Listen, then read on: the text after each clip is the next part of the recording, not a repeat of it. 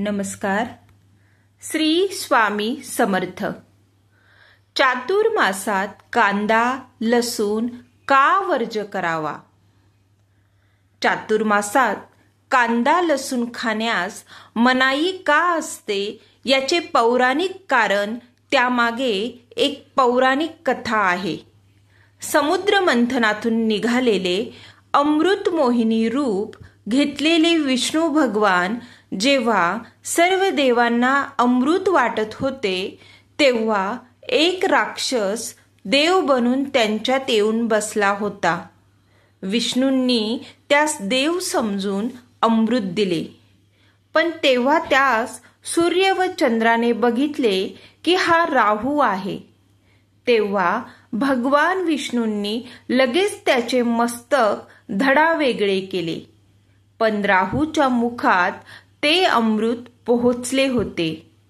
त्यामुळे राहू अमर झाला होता.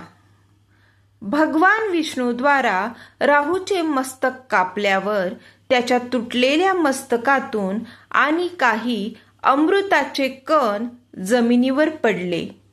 त्यापासून कांदा आणि लसूणाची निर्मिती झाली.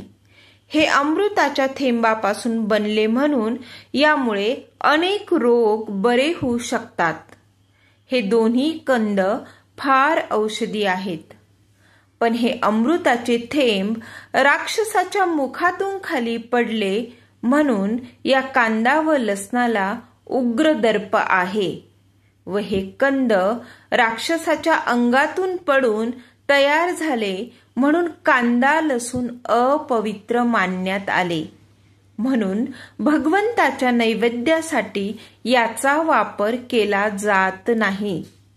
असे म्हटले जाते की जो कोणी कांदा लसूण खातो त्याचे शरीर राक्षसासारखे मजबूत होते व त्याचबरोबर त्याची बुद्धी विचार राक्षसासारखे दूषित होतात. हे कांदा लसूण मांसासमान मानले आहे.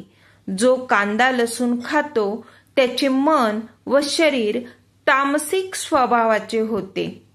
हे जास्त खाल्ल्यामुळे ध्यान भजन पूजेत मन लागत नाही.